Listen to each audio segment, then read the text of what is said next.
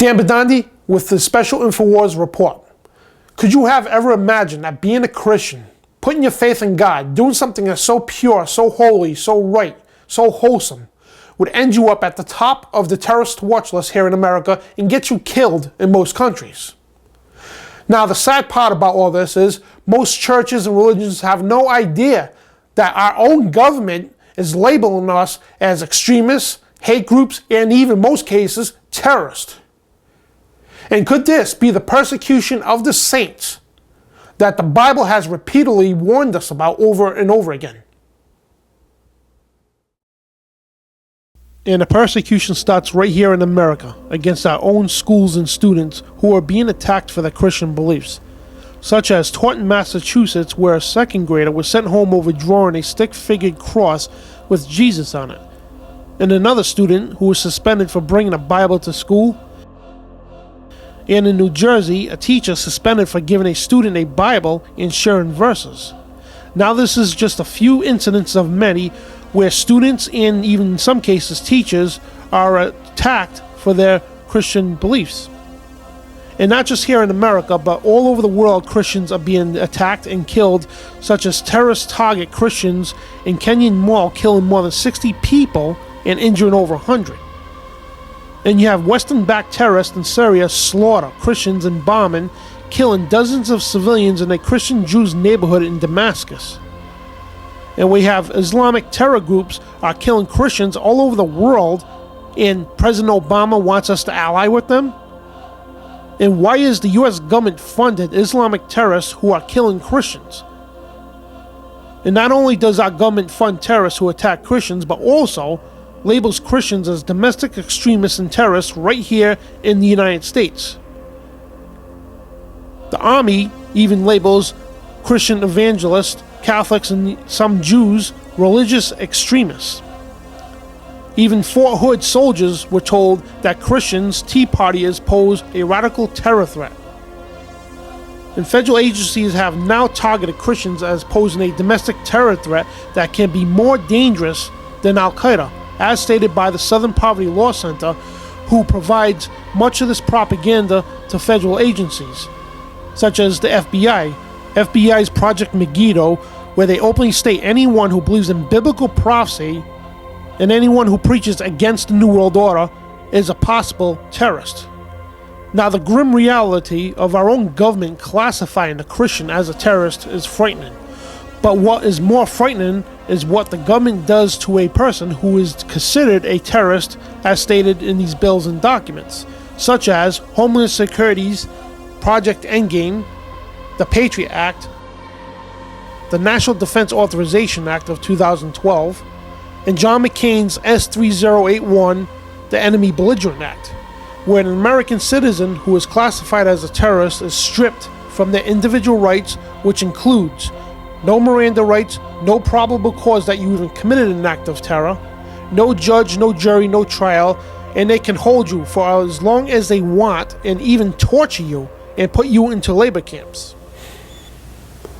Now, as you can see, the New World Order is now upon us. It is that time, as the Bible has spoken about, that the Christian would be persecuted for their faith. And it's coming, folks. They got the FEMA camp set up. They got all the legislation, the bills being followed through with Homeland Security to target the American Christian. And Christians all over the world, as we've seen, are being killed. So this is the time, folks. This is the time that the New World Order is trying to put their hammer down, try to put their foot down and stomp us out. But we need to be stronger than ever and take a stand against the New World Order and take a stand for God and keep preaching liberty, keep preaching truth, and keep preaching God's word. Because, folks, the time is here, the time is now. And we need to stand together and fight the New World Order and say, no, we are not going to stop being Christians, and we will not give up our faith in God. And this is Dan Bidondi for Infowars.com.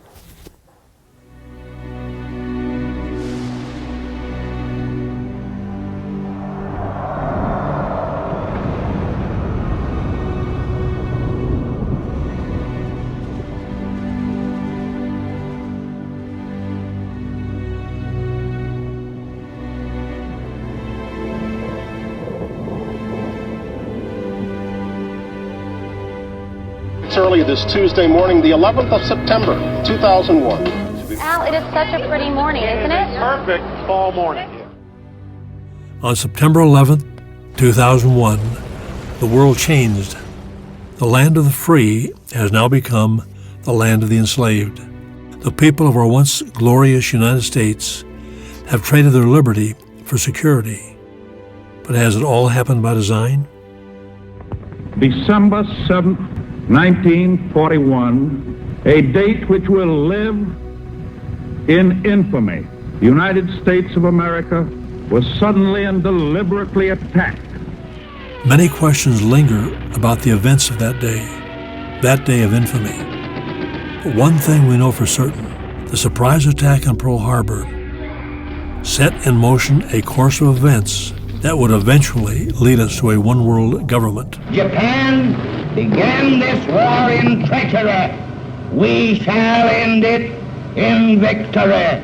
In the aftermath of World War II, the United Nations was created, and the path toward a one-world government accelerated.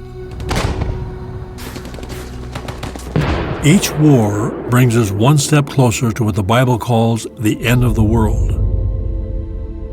Checkpoints are being set up everywhere. The police state is tightening its grip on the people of the United States, and to those who understand biblical prophecy, what comes next will not be a surprise.